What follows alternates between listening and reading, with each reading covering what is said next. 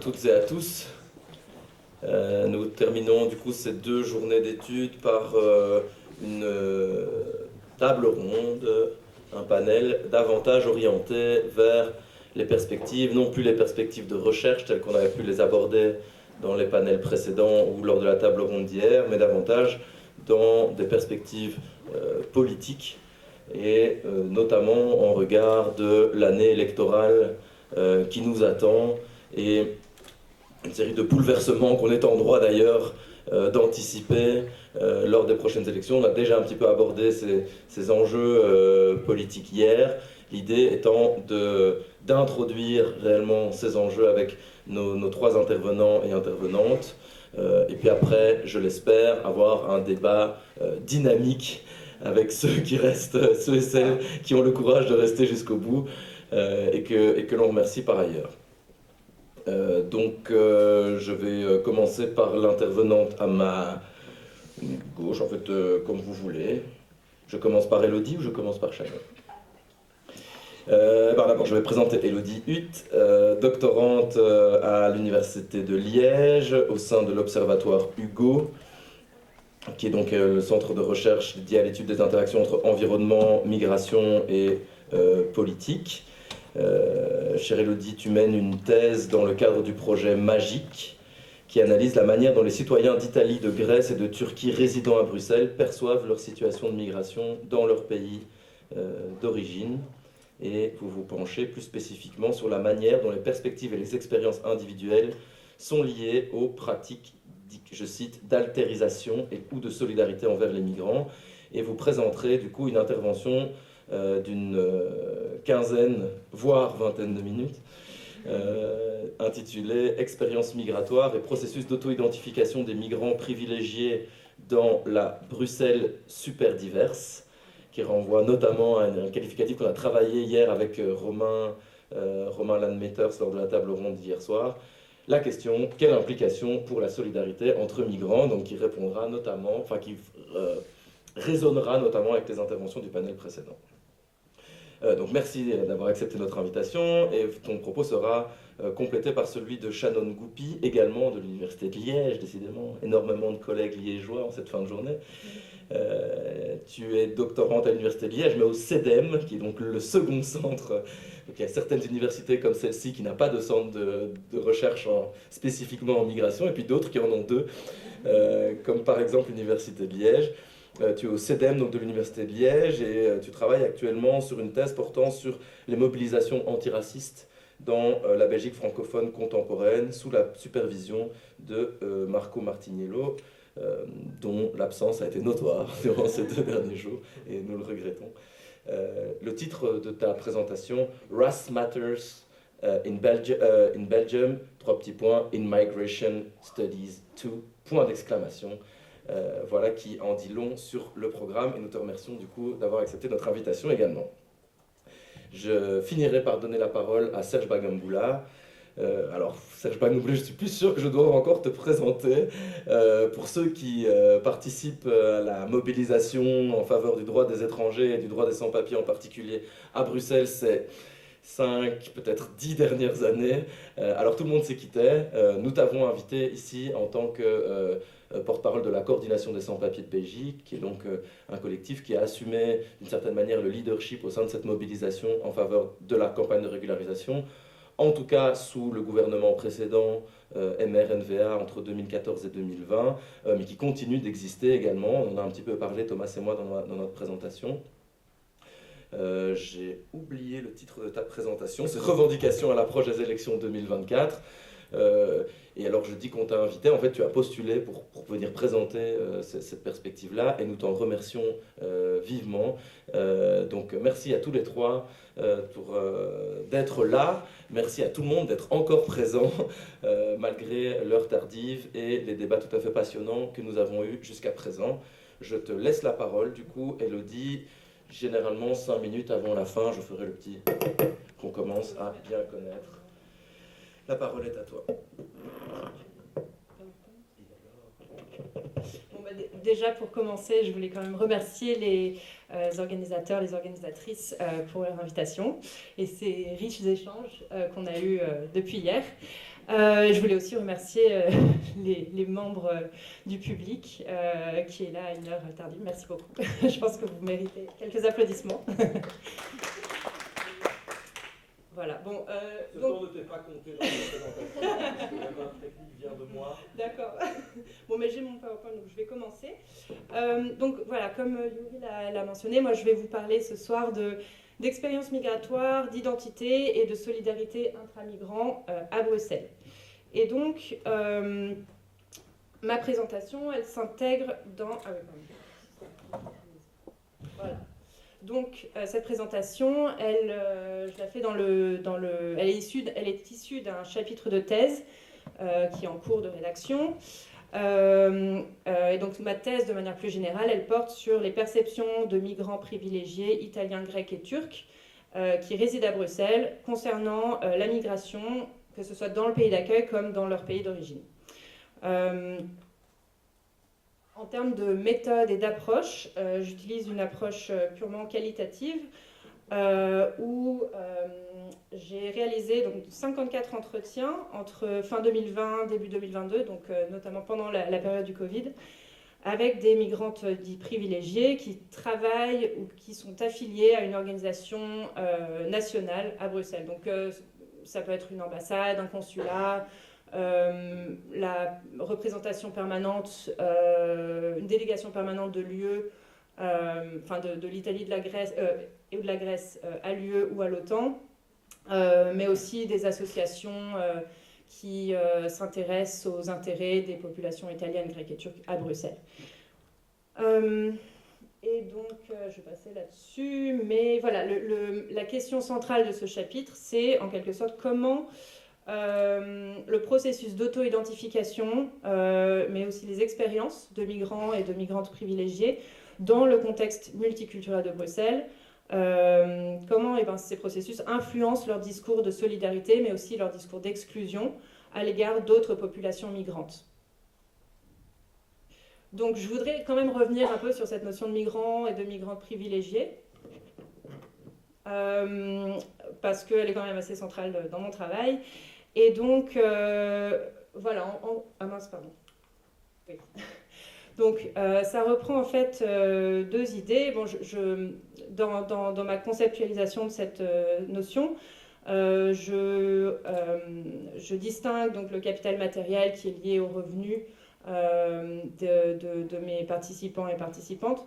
Mais je m'intéresse, au-delà de ce capital matériel, je m'intéresse aussi au capital immatériel, donc aux formes de capital plus symbolique, qui fait qu'ils se retrouvent dans des situations plus avantageuses dans le contexte de Bruxelles, donc notamment du fait de leur citoyenneté européenne, de leur statut légal, mais aussi du fait de l'absence de contraintes dans leur décision de migrer, de se retrouver à Bruxelles, en termes aussi de capital social et culturel qu'ils ont accumulé, du fait d'expériences précédentes à l'étranger, du fait de parler plusieurs langues, par exemple, aussi de se revendiquer d'une certaine identité internationale, cosmopolite, et puis d'avoir accumulé des réseaux sociaux qui sont très internationaux.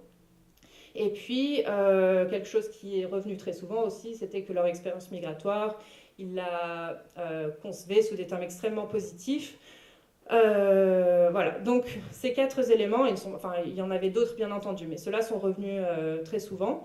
Et donc, ils ont débouché sur un certain nombre d'avantages concrets en termes de mobilité, en termes de contrôle, donc sur leur destin, donc le terme de agency, dont on a beaucoup parlé ces 2 derniers jours, mais aussi en termes d'adaptabilité à leur environnement à Bruxelles, et puis en termes de sentiment d'appartenance, qui était très très fort. Donc je me suis intéressée à leur processus d'auto-identification, et je voulais montrer en quoi il y avait un décalage en fait entre le fait d'être un migrant d'un point de vue administratif, enfin le fait de vivre dans un pays autre que celui de sa naissance, le fait d'être identifié en tant que tel, donc le fait que l'on qualifie certaines personnes de migrantes et d'autres non, et puis enfin le fait de s'identifier en tant que tel. Et donc je montre qu'il s'agit d'un processus complexe, qui est situé, qui est loin d'être figé, et qui dépend très fort du contexte. Et donc j'ai représenté en fait les arguments de mes participants de recherche sous la forme d'un continuum qui permet un peu de montrer cette diversité en termes de processus d'identification. Donc j'aurais tous demandé, voilà, s'identifier en tant que migrants. Et donc on voit sous la forme de ce continuum que voilà, il y a une variété de réponses. La plupart des participants étaient vraiment au milieu, enfin entre les deux extrêmes, on va dire. On avait ensuite un groupe très important qui ne s'identifiait pas du tout en tant que migrant, et puis la minorité qui s'identifiait complètement, enfin qui assumait totalement ce terme. Donc je vais revenir un peu rapidement sur ces différents arguments. Parmi ceux qui rejetaient ce terme, donc, il l'expliquait par le fait de se sentir vraiment appartenir au contexte interculturel de Bruxelles, du fait que quelque chose qui est revenu très souvent, c'était de me dire on est tous des étrangers à Bruxelles. Donc non, en fait, ça diluait leur statut de migrant en quelque sorte, et donc ils se sentaient étrangers parmi les étrangers. Un autre argument récurrent, c'était notamment ceux qui étaient citoyens européens, c'était justement du fait d'être citoyens européens, ils se sentaient plus comme des migrants internes. Donc ils n'avaient pas forcément l'impression d'avoir franchi des frontières physiques, et ils avaient moins ce sentiment voilà, d'être conçus comme étrangers, de se percevoir comme des étrangers dans l'Union européenne. Et donc parfois ça justifiait le terme, l'usage de termes comme non, je ne suis pas un migrant, je suis un expat.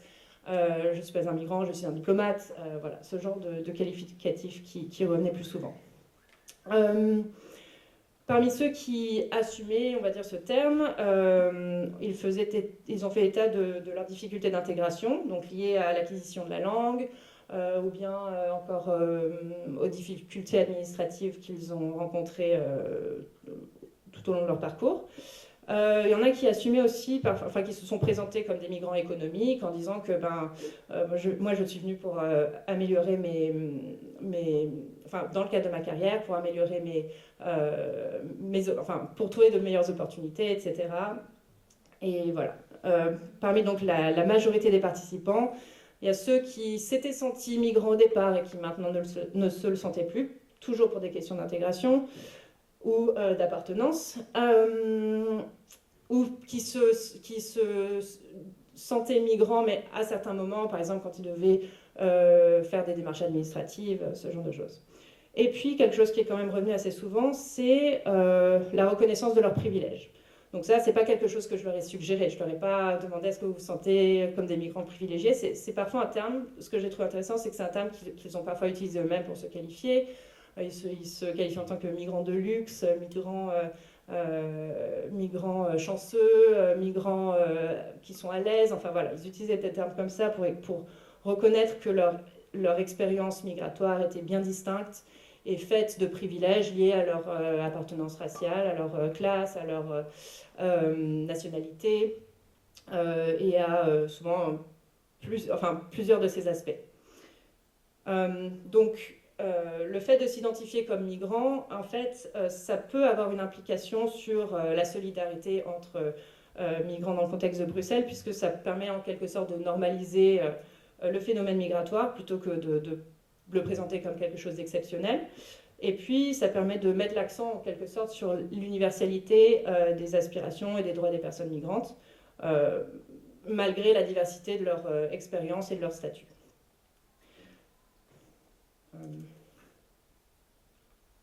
Voilà. Ce que je voulais aussi montrer, c'est que au-delà de cette auto-identification en tant que migrant, la réflexivité autour de cette question, donc que l'on s'identifie ou non comme migrant, le fait de réfléchir à ça, ça produit de l'empathie, ça a le potentiel de produire de l'empathie et donc des discours de solidarité. Il y en a plusieurs que j'ai identifiés au sein de durant mes recherches. Donc il y a un premier argument qui était de réfléchir sur les émigrations passées et présentes en provenance d'Italie, de Grèce et de Turquie pour permettre de rappeler les expériences de marginalisation qui avaient été celles des émigrés italiens, grecs et turcs par le passé, et donc à appeler à éviter les doubles standards et à reconnaître que voilà, il fallait reconnaître un peu ce passé historique et donc le garder en tête pour éviter les discours d'exclusion à l'égard des migrants actuels. Et donc parfois ça passait par donc certains participants ont également rappelé le passé migratoire au sein de leur propre famille. Donc en m'expliquant, bah oui, moi, ma grand-mère, ou parfois leurs parents, qui étaient soit réfugiés, soit migrants, enfin voilà, qui ont eu différents statuts du fait de leur histoire personnelle. Et donc ça permettait de créer de l'empathie aussi, le fait de se rappeler de ce passé migratoire au sein de leur propre famille et de créer un peu plus de proximité en fait avec cette réalité migratoire.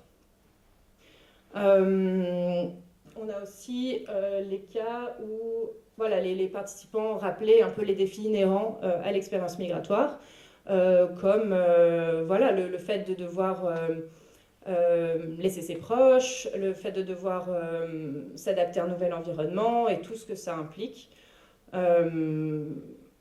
Et donc, encore une fois, le fait de reconnaître ces privilèges, puisque les participants étaient souvent très conscients du fait que ces avantages facilitaient leur intégration et qu'ils n'avaient pas la même pression à s'intégrer que d'autres catégories de migrants.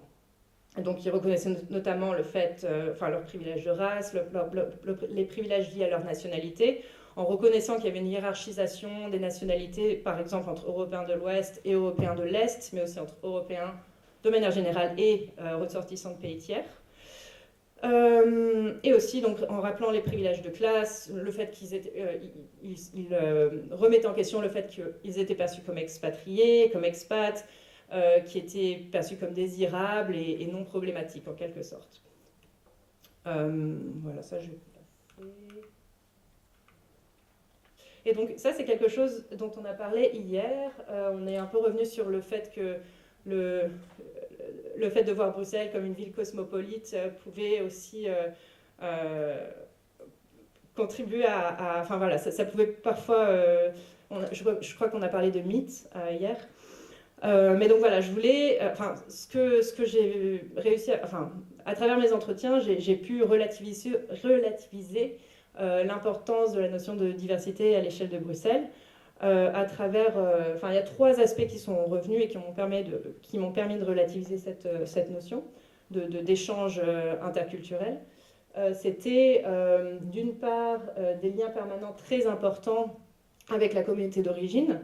Donc, à travers des pratiques transnationales telles que le contact permanent avec le pays d'origine, à travers des visites régulières, voire des communications en ligne, mais aussi le fait de rester informé sur ce qui se passait au pays, notamment en matière de migration. Maintenir ses habitudes, que ce soit parler sa langue, conserver des habitudes culinaires, etc.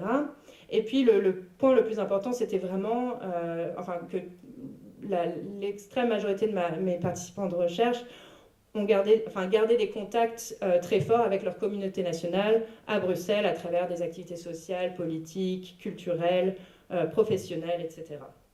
Et donc, le pendant de ça, c'était qu'ils avaient également des interactions très, très limitées avec la population belge. Ça, c'était vraiment quelque chose qui est revenu très souvent. Okay. Voilà. Et donc, ça a débouché sur le fait la reconnaissance de l'existence de ce que nombreux de mes participants ont appelé des bulles. Donc des différentes communautés en fait qui coexistaient sans vraiment se toucher à Bruxelles. Donc ils m'ont parlé d'un côté on a la bulle italienne, la Eurobubble, donc la bulle des personnes qui gravitent autour des institutions européennes, de toutes les personnes assimilées à cette bulle. Donc on a des bulles qui sont nationales, liées à la nationalité, mais même au sein de ces bulles nationales, il y avait des sous-bulles, notamment en matière de génération. C'est-à-dire que très peu de mes participants et participantes de recherche reconnaissaient avoir des liens avec les Italiens, les Grecs et les Turcs de première, deuxième ou troisième génération. Ils avaient vraiment l'impression de faire partie d'une communauté distincte, en fait. Sauf exception, bien sûr. Et donc, il y avait aussi des bulles liées aussi au statut social. Pareil, donc que ce soit à travers les nationalités, mais aussi à travers les générations. Donc, ça m'amène à des discours de... Donc, on a parlé de discours de solidarité, mais j'ai aussi identifié des discours d'exclusion, de distanciation. Donc, moi, ce que j'appelle othering dans ma thèse, qui étaient assez récurrents donc, dans les discours de mes participants. Le premier, c'était une sorte de gatekeeping culturel, donc, qui consistait à créer une distance en fait, entre des migrants qui étaient perçus comme méritants et des migrants qui étaient perçus comme moins méritants, et notamment sur la base d'un critère culturel et religieux. Et donc là, j'ai un groupe de participants essentiellement qui étaient plus âgés, qui étaient en Belgique depuis plusieurs décennies, qui m'a parlé du fait que selon eux, eux ils s'étaient intégrés, donc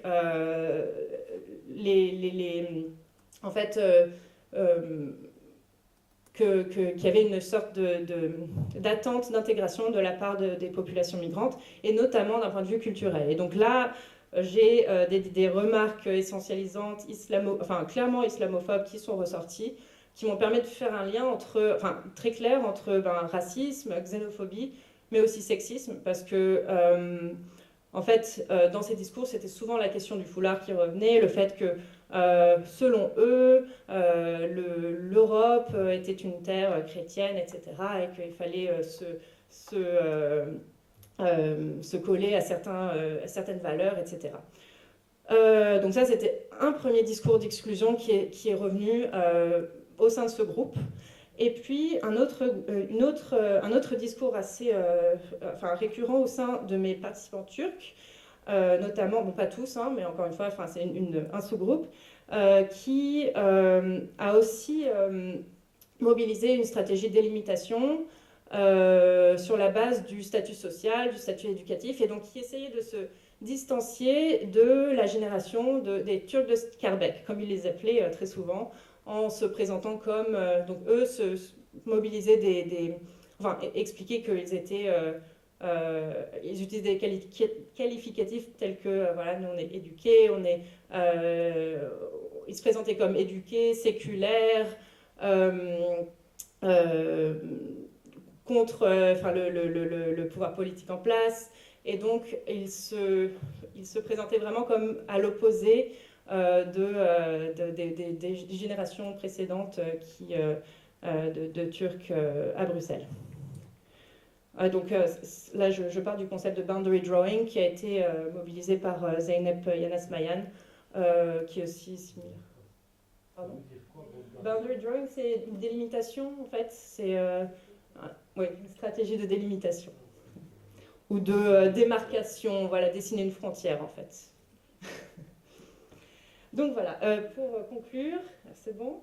Oui, j'ai plus que quelques minutes, c'est bon ? Oui. Super. Donc voilà, c'est pas des revendications politiques, mais peut-être des messages clés qui m'ont fait réfléchir. Donc voilà, le fait qu'on parle de Bruxelles comme une ville cosmopolite, mais il faut quand même faire le constat que les contacts intergroupes sont limités en réalité. Donc c'est peut-être un enjeu clé en matière auquel il faut réfléchir dans le cadre des prochaines élections, dans le cadre des coalitions à mener, voilà. Hier, on parlait de lasagne institutionnelle, mais je pense qu'on peut aussi parler de lasagne culturelle, peut-être, en parlant de Bruxelles.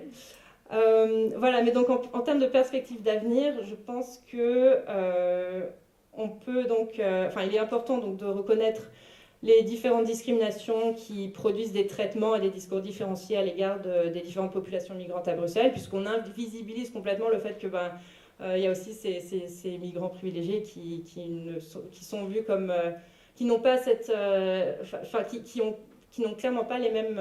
on n'a pas les mêmes attentes envers cette population, alors qu'il s'agit aussi de populations de populations migrantes. Et puis voilà, peut-être l'enjeu, c'est de promouvoir des contacts plus fréquents et plus substantiels surtout, entre personnes migrantes, mais aussi entre personnes migrantes et non migrantes. Donc là, je pense oui, je mentionne l'association Singa, par exemple, qui a pour mission de créer du lien entre... bon, ils utilisent le terme primo-arrivant et bruxellois. Donc voilà, à travers différentes activités, à travers des projets de logement, de colocation solidaire. Mais peut-être qu'aussi l'enjeu est vraiment de réfléchir au rôle de l'échelle locale, enfin plutôt micro-locale, donc à l'échelle du quartier, à l'échelle du voisinage, pour que ce lien soit peut-être plus substantiel qu'à l'échelle nationale ou régionale. Et puis voilà, on peut aussi parler peut-être de mesures de sensibilisation, d'éducation, qui peuvent contribuer à réduire cet écart entre les différentes populations à Bruxelles. Voilà, je vous remercie.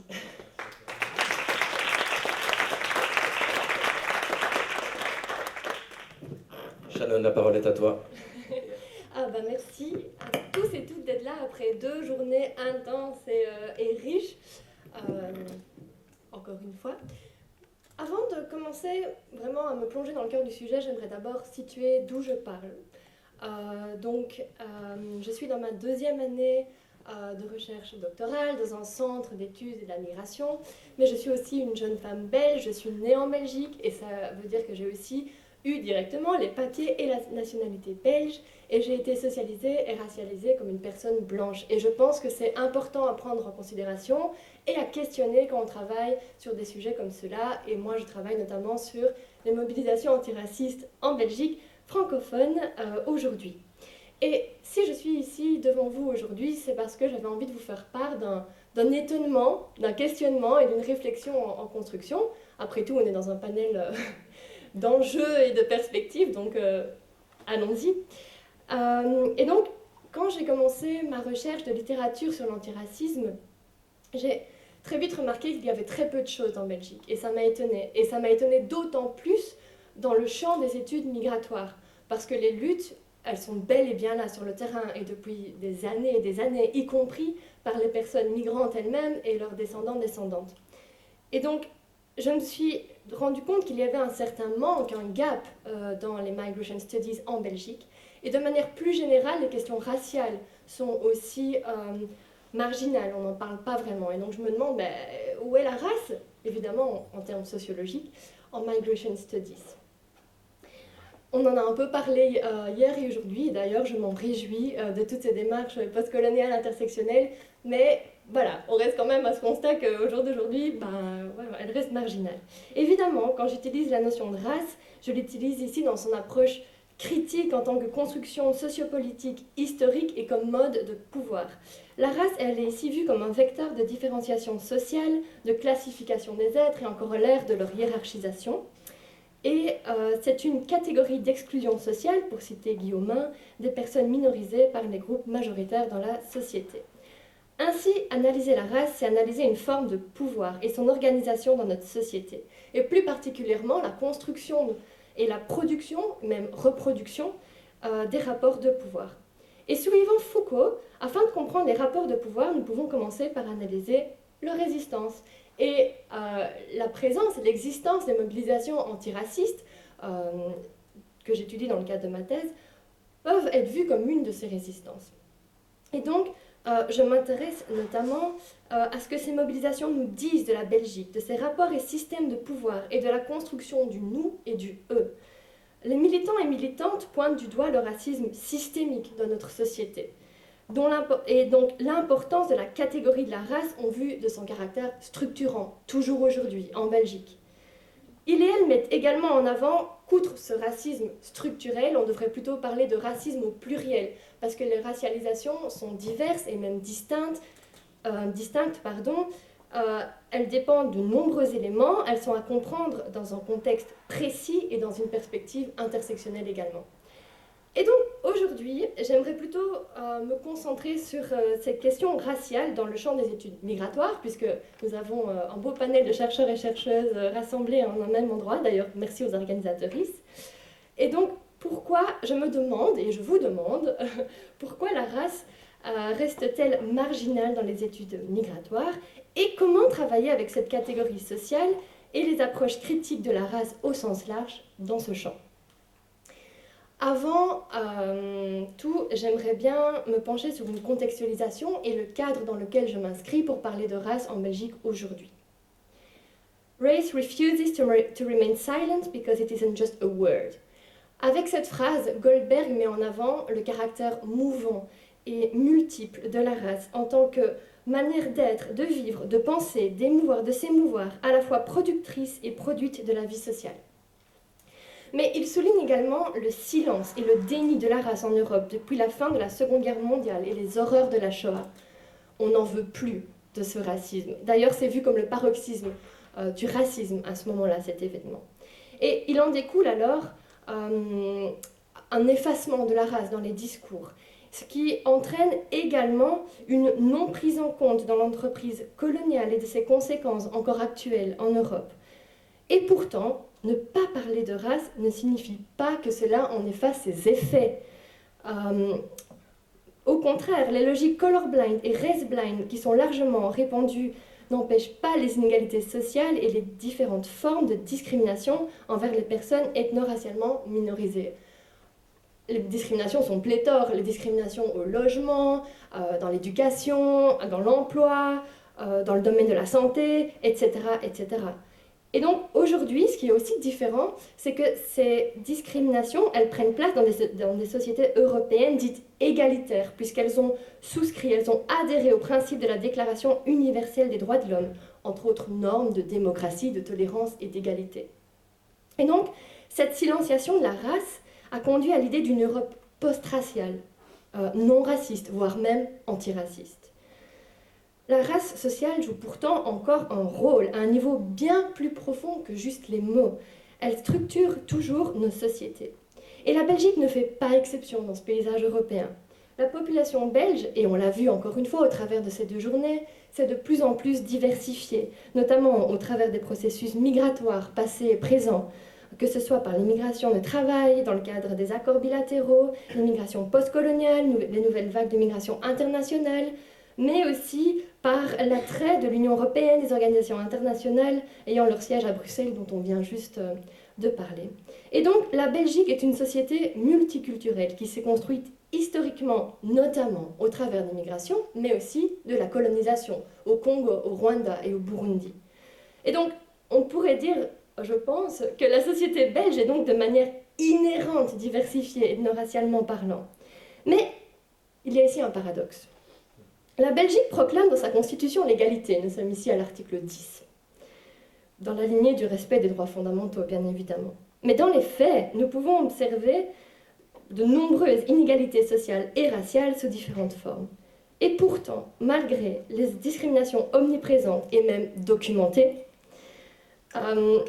il y a un manque de considération pour la race sociale comme catégorie structurante, voire un évitement de la race comme facteur explicatif des discriminations, évidemment entre autres catégories sociales. Et il y a aussi une sorte d'amnésie collective sur le passé colonial belge et ses héritages toujours présents. Cela semble d'autant plus compliqué dans le contexte francophone, parce que le terme race est vraiment devenu tabou dans la langue française. Il est délégitimé, voire même condamné, censuré. Ce terme, on n'en veut pas. On crée alors des non-dits en reléguant la race à ces conceptions racistes, biologiques et essentialistes. Et on la supprime alors de nos discours. Mais ce n'est pas pour ça qu'on arrête de catégoriser racialement les êtres. Et on continue à stigmatiser, hiérarchiser, racialiser dans nos discours, mais on va utiliser plutôt des mots et des expressions détournées, des substituts, des euphémismes. On va alors employer tout un vocabulaire autour de la diversité, de la multicularité. Oula, j'arrive pas à le dire. Vous avez compris, c'est fin de journée. Mais on va aussi employer des expressions telles que jeune de quartier, par exemple. Ok, donc ceci étant dit, dans un tel contexte politique et social de silence autour de la race, il y a également un évitement de la race en tant que concept analytique dans les études migratoires en Europe, mais aussi en Belgique. Le milieu académique a participé à l'effacement de la race comme catégorie sociale structurante et à l'aveuglement de son rôle dans le développement historique de la société belge, mais aussi de l'appartenance belge. Et c'est dû notamment à un manque d'intérêt et d'attention et à un manque de connaissances sur les questions liées à la race, la racialisation, le racisme, la colonisation et la colonialité. Ok, comment expliquer ça? J'ai exploré quelques pistes, et notamment le fait que, en tout cas dans les études migratoires, la race a plutôt été abordée de biais en creux et jamais vraiment explicitement, surtout dans les discussions autour des multiples facettes de l'intégration, mais aussi dans les études sur les discriminations et exclusions, sur les nationalismes, etc. En Belgique, les discussions autour de la dimension raciale des phénomènes sociaux et des inégalités est plutôt restée cantonnée dans le champ associatif. Et il en est de même pour les questions autour des luttes et des mobilisations antiracistes. On n'en parle pas dans le milieu académique. Et une des explications de cette non-prise en compte de ces questions raciales et coloniales dans les études migratoires belges est le fait que les populations afrodescendantes subsahariennes n'ont pendant longtemps pas été considérées comme immigrées en Belgique. En effet, les populations subsahariennes sont arrivées par le biais de migration postcoloniale et non pas massivement dans le cadre de régimes de migration du travail. Sarah Demar parle d'ailleurs d'une invisibilisation et d'une marginalisation des populations d'ascendance africaine auxquelles le milieu académique a contribué. Il en a résulté l'absence de ces populations dans la littérature académique, mais aussi dans les discours politiques et publics sur l'intégration. En ce sens, elle parle d'un mécanisme d'oblitération de l'autre, d'un impensé, qui est lié à un manque de connaissances et à une exclusion épistémique. Cette exclusion, elle est systématique de la catégorie des immigrés, et ça a conduit non seulement à négliger la race dans les études migratoires et ethniques, mais aussi les questions de colonisation. C'est comme si la colonisation n'avait rien à voir avec la migration. Alors pourquoi étudier ça? Et donc, on voit que l'histoire coloniale de la Belgique a longtemps été absente des questions de diversité, de migration et de racisme. Même si, et encore une fois, on l'a vu lors de ces 2 journées d'études, heureusement, ces dernières années, des chercheurs et des chercheuses commencent à s'intéresser à ces questions. Et l'accent est mis sur les continuités entre l'histoire coloniale et le racisme contemporain par des militants antiracistes et décoloniaux. Et actuellement, on peut voir qu'il y a une prise de conscience croissante du passé colonial, tant dans le monde académique que dans les débats publics, même si la Belgique a une manière moins critique de traiter son passé colonial que d'autres sociétés postcoloniales européennes. Afin de mieux comprendre cette absence de la race en études migratoires, il faudrait également se pencher sur l'évolution et sur l'histoire des disciplines scientifiques, sur le découpage de ces disciplines, sur leur compartimentalisation, sur le manque d'échange entre elles et les différents statuts qui leur sont conférés. On a parlé hier d'ailleurs de Sayad qui expliquait comment les Migration Studies ont été minorisées, ont été vues comme peut-être moins prestigieuses, moins légitimes. Ça peut participer notamment à cela. Et aussi, il y a certains thèmes qui sont privilégiés, vus comme le monopole de certaines disciplines. Et les questions autour des populations afrodescendantes notamment ont été pendant longtemps cantonnées et elles sont restées le monopole du champ africaniste en Belgique. Cependant, au vu des inégalités sociales et raciales omniprésentes, Umut Erel et ses collègues voient la race comme un concept analytique central dans les études migratoires. Et donc, à partir de recensements critiques des travaux sur la question, ils vont développer la notion de Race Migration Nexus. Et ils mettent ainsi en avant la manière dont la migration et la racialisation sont co-construits, sont co-constitués. Et ils prônent la nécessité de reconnaître le racisme structurel des sociétés européennes d'aujourd'hui pour comprendre les régimes migratoires et leurs articulations avec la racialisation et la colonialité.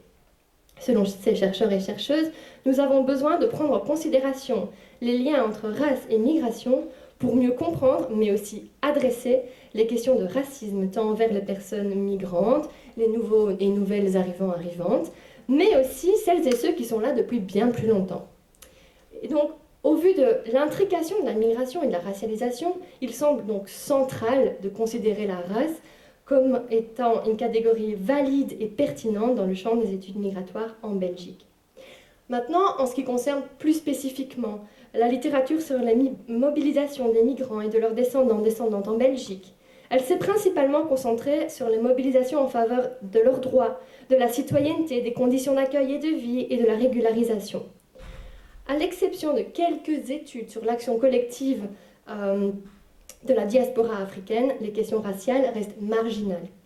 Il semblerait donc que les mobilisations antiracistes et les mobilisations des migrants et de leurs descendants soient traitées comme de phénomènes, mais aussi de sujets académiques distincts. D'ailleurs, merci, je vais me répéter, mais les mobilisations antiracistes, c'est parce que ça me choque, semblent absentes du champ des études migratoires. Pourtant, l'expérience de racialisation et ses conséquences en termes de racisme, de discrimination, semblent indissociables de l'expérience migratoire, ou tout du moins de l'assignation en tant que migrants, descendants de migrants, minorités raciales, voire même d'étrangers, pour les activistes antiracistes racisés. Également, historiquement, les luttes contre le racisme et les discriminations sont intimement liées aux arrivées et aux installations de personnes migrantes, et ce, dès les années 80-90, quand ces populations ont commencé à s'organiser par elles-mêmes et à remarquer des manifestations de racisme, et elles ont commencé à interpeller leurs autorités. Et c'est même à ce moment-là, en 81, que la première loi antiraciste, qui est la loi dite Moureau, voit le jour. Donc, il y a des intrications vraiment intimes entre migration et les questions antiracistes. Il me semble donc important de prendre en compte, sans les dissocier, les questions de migration, de racialisation et de colonisation pour comprendre les mobilisations antiracistes contemporaines. Et il semble également important, alors, de faire dialoguer les approches critiques de la race et les études migratoires afin de produire des analyses plus complexes. Et on en parlait également ce matin. La question principale reste comment on fait. C'est un petit challenge. Et donc je vais en venir ici à des réflexions conclusives. Donc je pense que là, vous l'avez compris, la race devrait être considérée comme un concept analytique valide et pertinent pour les études sur l'immigration. Mais bien entendu, d'autres catégorisations sociales doivent également être prises en compte pour comprendre les inégalités et les discriminations envers les personnes ethno-racialement minorisées dans une perspective intersectionnelle. Bien qu'elles soient réduites au silence, à la fois dans les discours publics, politiques et académiques, la race et son aveuglement actif structurent toujours la société et le savoir, et ces effets sont bel et bien concrets, réels. Mais on ne peut pas parler de migration et de race, racialisation, de manière isolée l'une de l'autre. Si Race Matters in Migration Studies, comme je l'ai écrit dans mon titre, on devrait également dire Migration also matters in Race Studies. Et donc, il semble vraiment utile et nécessaire de faire preuve de réflexivité si nous voulons prendre conscience et idéalement neutraliser les rapports de pouvoir que nous produisons et reproduisons au travers de nos recherches. Il nous faut alors être réflexifs sur nos disciplines, leurs histoires et évolutions, mais aussi sur nos objets de recherche, les catégories, les typologies que nous utilisons, les théories, les approches, les méthodologies. Mais il nous faut également être réflexifs quant à notre positionnalité. Cela semble aussi un passage obligé pour produire une science non raciste, voire antiraciste. Et donc, vraiment, en tant que conclusion, puisque nous parlons ici d'enjeux politiques, quels sont des grands défis par rapport à ça, à la catégorie de race dans les Migration Studies? Nous avons besoin alors de dissocier la catégorie raciale de la stigmatisation raciale, pour pouvoir prendre la race comme un outil conceptuel et contextualiser les racialisations, et utiliser, je l'ai déjà dit, donc la race comme outil conceptuel pour analyser notre société, ses modes et rapports de pouvoir, mais aussi réfléchir à comment, à notre niveau, nous pouvons aider à transformer cette société et lutter contre le racisme. Nous pouvons aussi voir la race et la racialisation dans leur dimension historique, et ce, y compris en mettant en parallèle l'histoire des migrations, et considérer le racisme comme un fait social total. Il nous faudrait également réfléchir davantage à la production des savoirs à l'université, comment la race, mais aussi ce qui est vu comme non-race, comme la blanchité, structure ces savoirs. Merci beaucoup.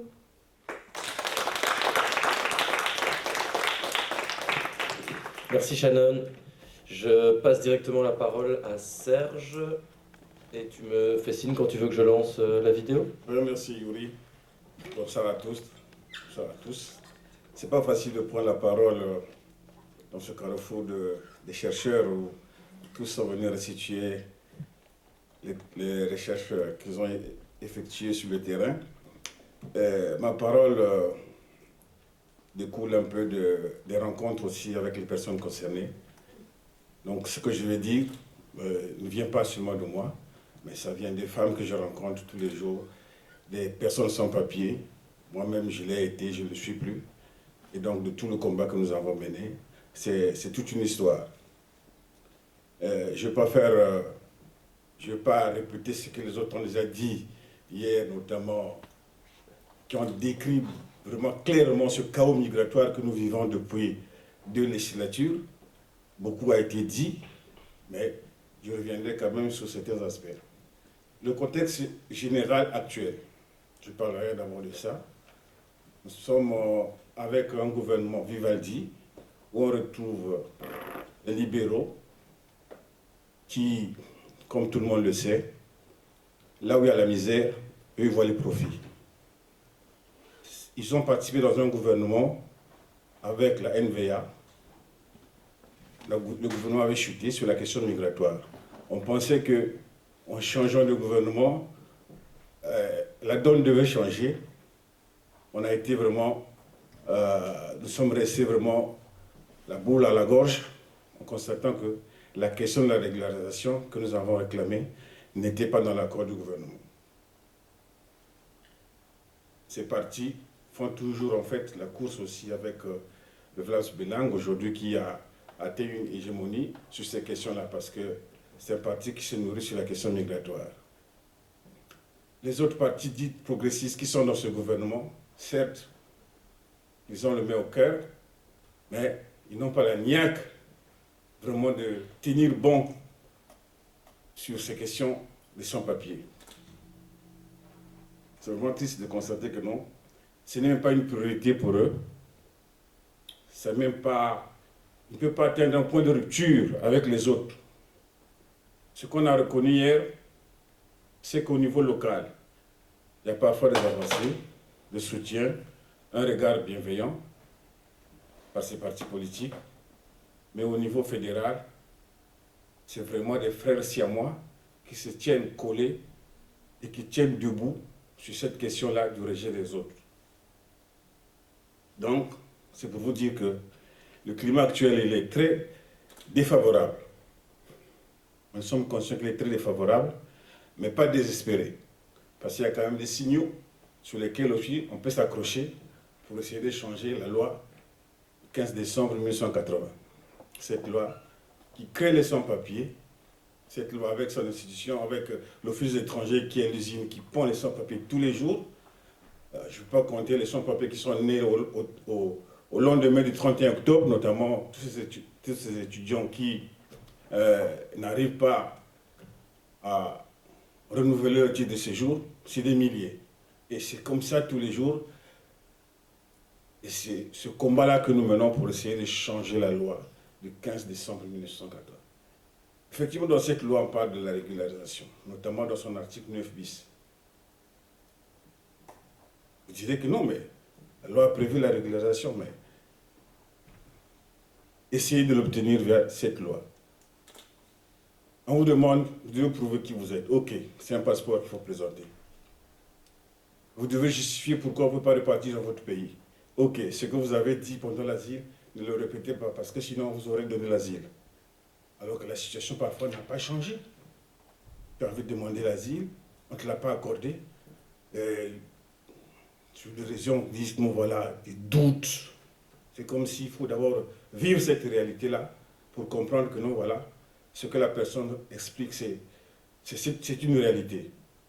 Il y a des gens qui ont fui leur pays pour des raisons politiques, parce qu'ils ont été persécutés et que c'est des vérités, mais arrivés ici, même bien expliqué,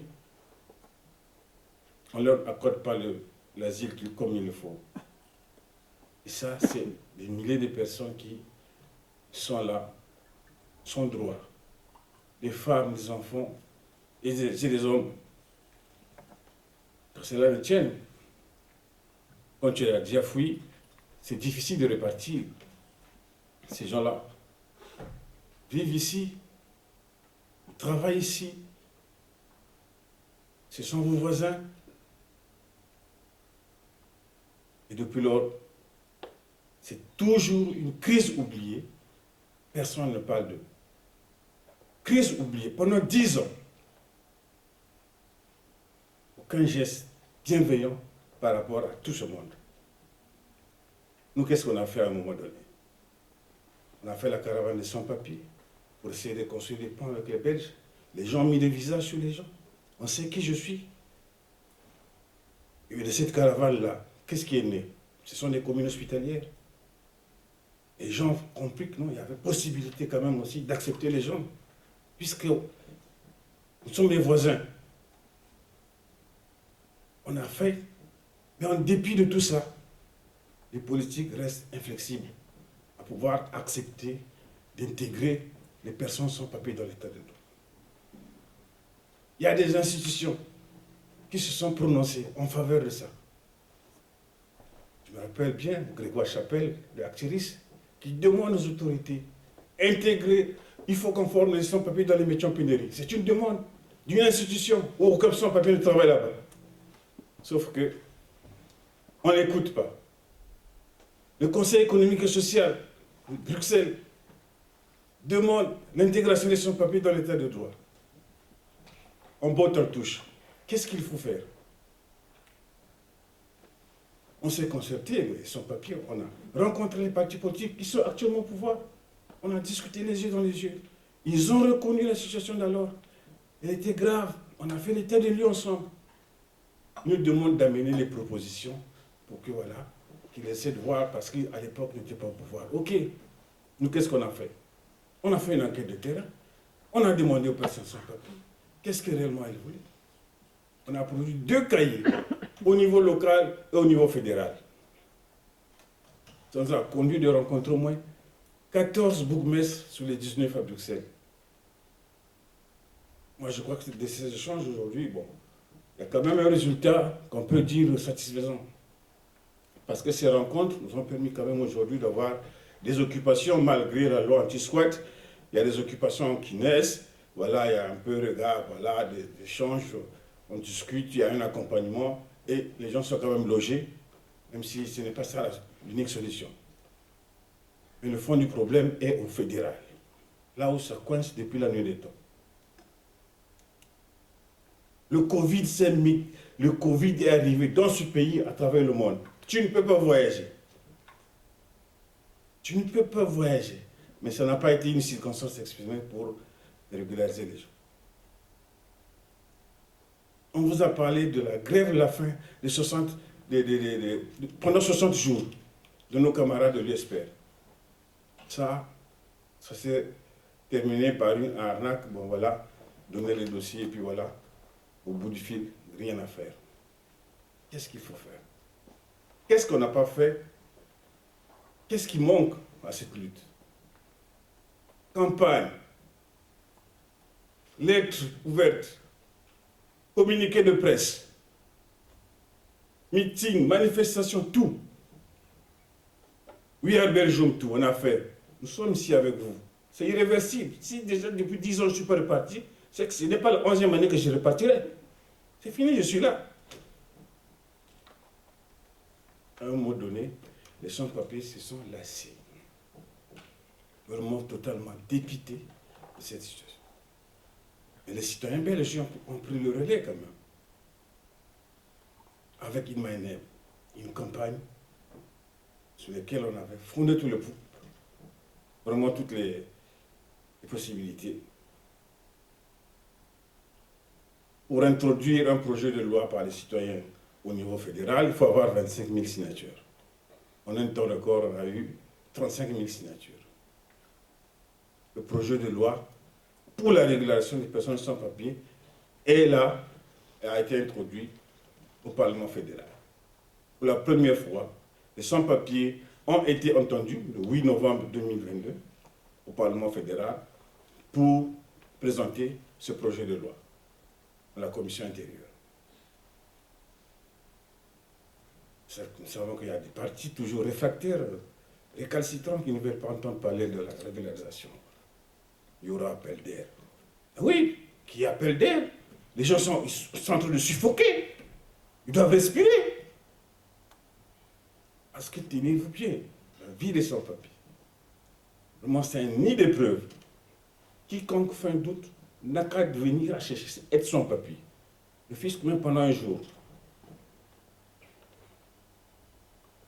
C'est là où on comprend que c'est difficile.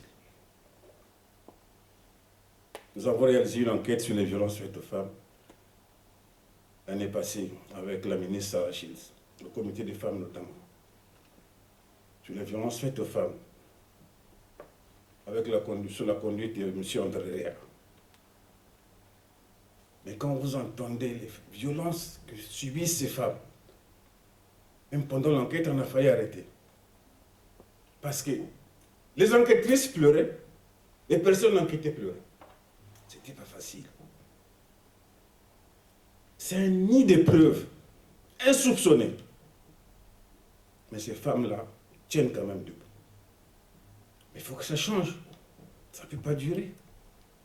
Parce que quand on sort de cette vie, après 10 ans, 15 ans sans papier, on est abîmé, prêt à être décomposé, totalement décati. C'est ça. Donc l'idée aujourd'hui, on n'a pas envie de réinventer la roue. On a fait des propositions dans nos cahiers, la coordination.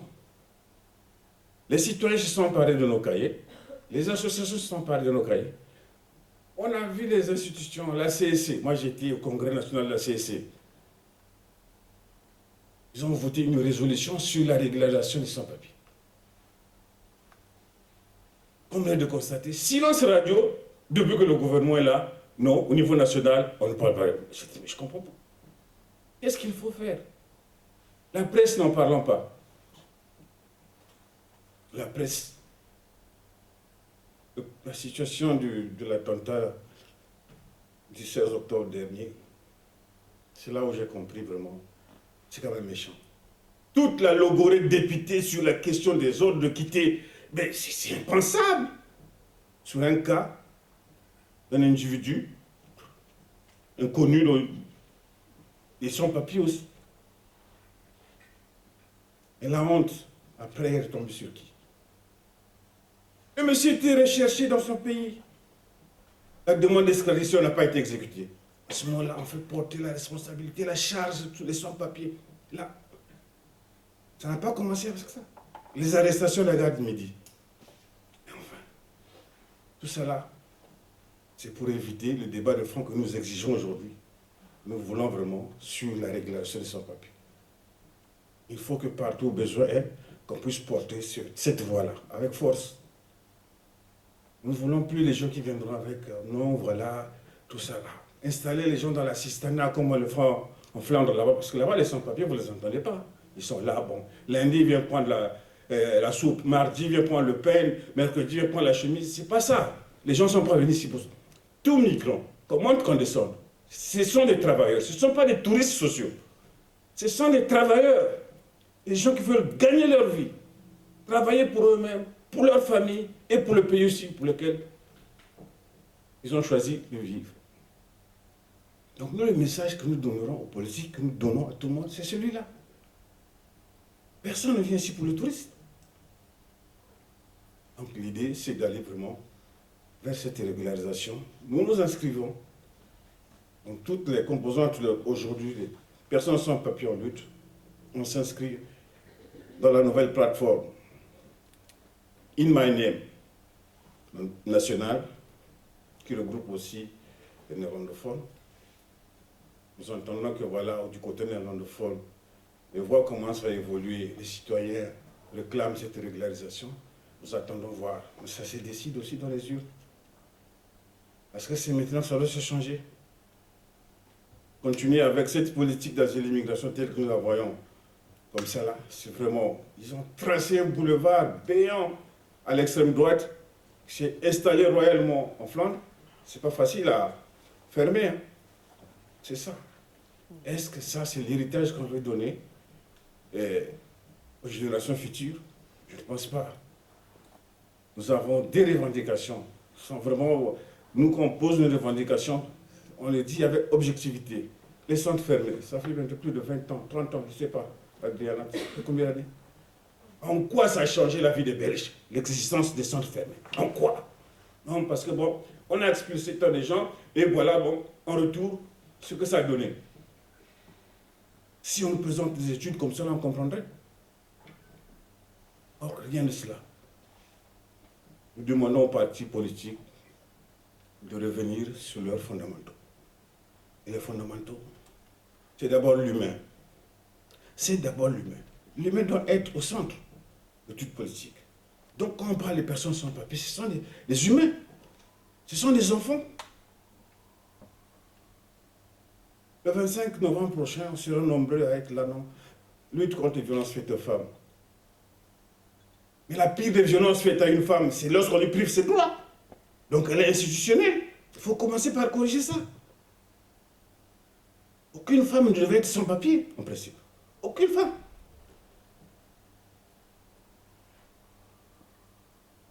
Nous sommes dans une volonté de construction. On ne va pas réinventer la roue. Nous avons des cahiers. On s'inscrit dans la dynamique vraiment de la plateforme nationale. Nous voulons une politique vraiment migratoire qui est claire, positive, garantissant la sécurité juridique pour tous. C'est l'économie qui va gagner, comme on qu'on descende, parce que c'est toute la société qui va gagner et c'est les migrants aussi qui vont gagner. Si on adopte cette politique, je pense. Laisser comme ça, c'est laisser l'exploitation, c'est laisser les patrons s'enrichir, c'est laisser que les cotisations, les patrons ne puissent pas cotiser, la fraude sociale va toujours exister. Nous voulons une politique migratoire positive qui respecte ses engagements en matière de droits humains fondamentaux. Il est inadmissible de voir les gens qui... C'est le gouvernement qui a le droit d'assurer l'accueil dans un pays. Ce n'est pas nous qui l'avons écrit, les textes existent, sauf que bon voilà, depuis là, Adriana l'a dit, l'État est défaillant sur cet angle-là, défaillant totalement, démissionnaire. Et donc, quand on fuit à l'avant, bon, on durcit là, jour au jour. On se réveille, non, on a dit ceci. On dort, mais enfin, on ne reçoit plus les hommes. Mais c'est débile, quoi. Vous savez ce que les gens ont traversé comme situation? Vous voulez continuer à les laisser comme ça?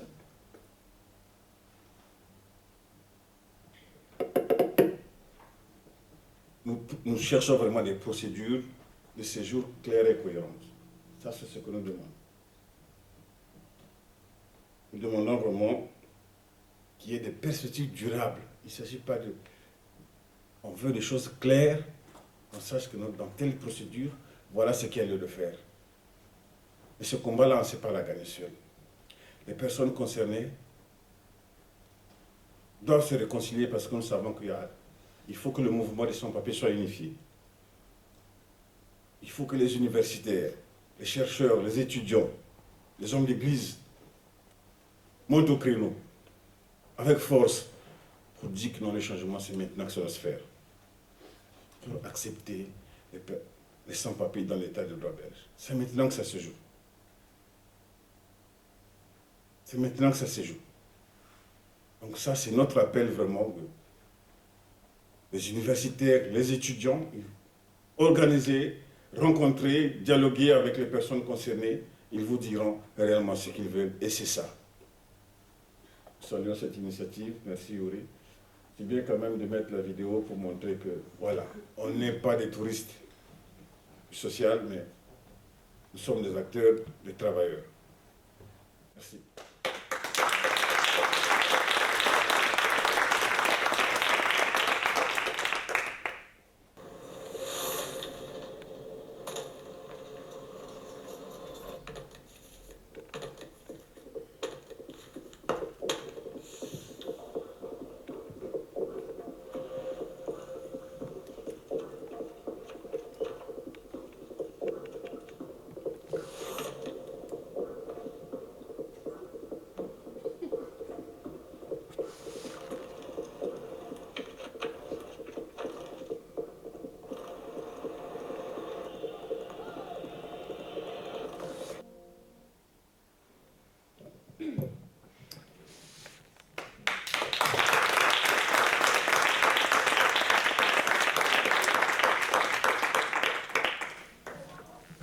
Je vais couper ça.